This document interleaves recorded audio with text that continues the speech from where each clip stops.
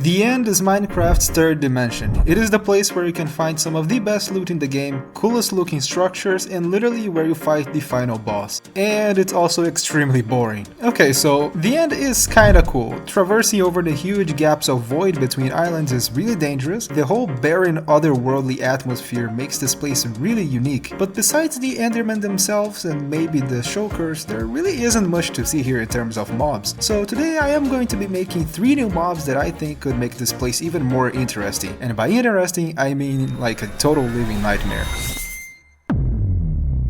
For my first mob, I am making it a creature that is going to exist in the voids between each island, acting as some sort of threat while bridging over the gaps, you know, besides having friends pushing you off. This creature is going to be some sort of gigantic squid with extremely long and thin tentacles that can reach the bottom of the void.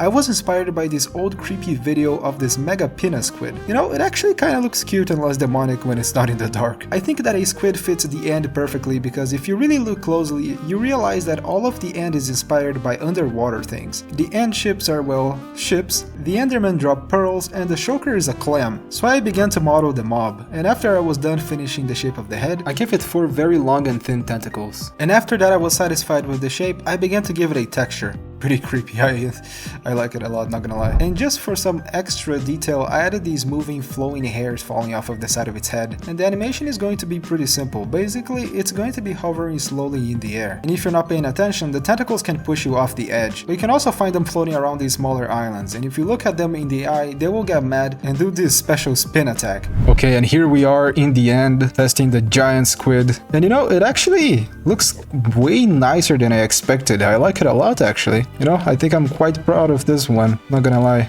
Mojang should totally hire me. And now I'm gonna bridge over this gap, and out of any block in the game, I chose coarse dirt. I am not sure why, but it works.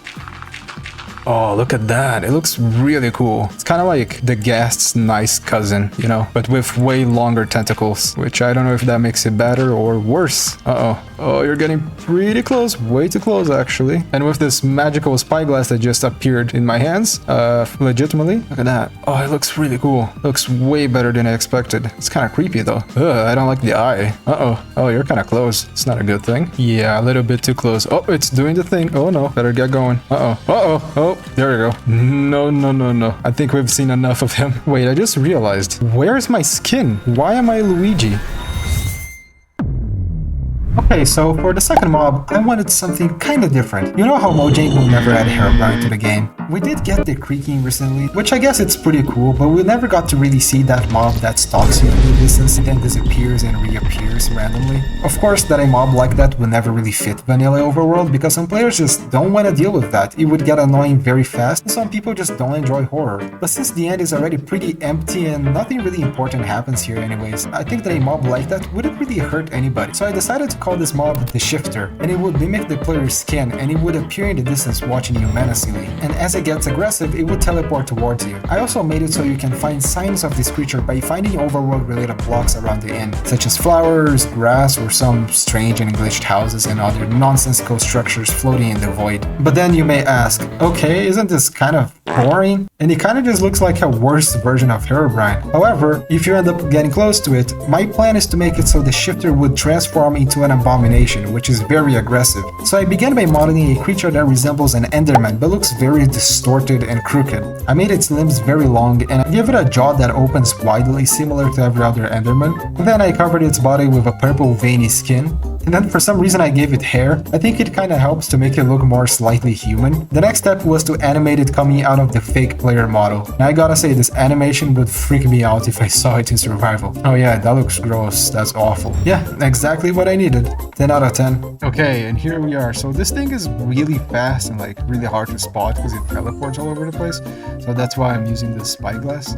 Oh, yeah, that's where it is. And it vanishes. The moment you look at it, it just vanishes.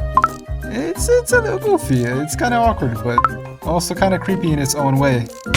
Oh, crap. Oh, damn it. Oh, there's another one. Uh-oh. Leave me alone. So one thing that I really didn't think of, but I think it works really well, is that when you're trying to scout the place, you really have to deal with the Enderman, because you're going to be looking at their eyes constantly. Look at him just stalking me in the forest. Oh, what the heck is that? Oh yeah, there it is. Oh, it's creepy. Oh no.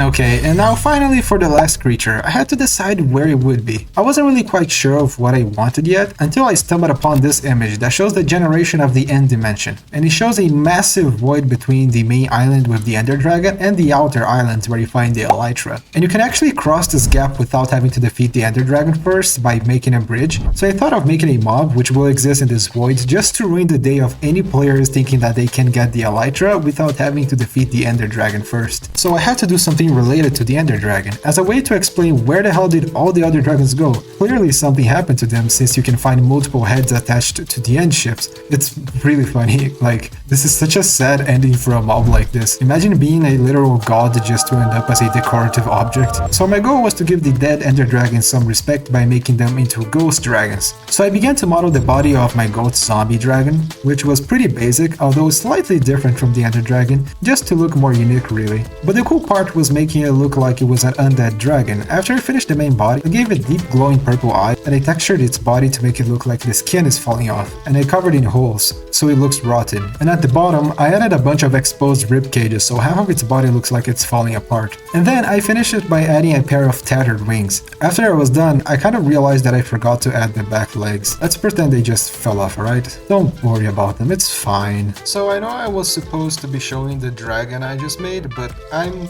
mostly concerned about the Ender Dragon. What happened to you? Oh no.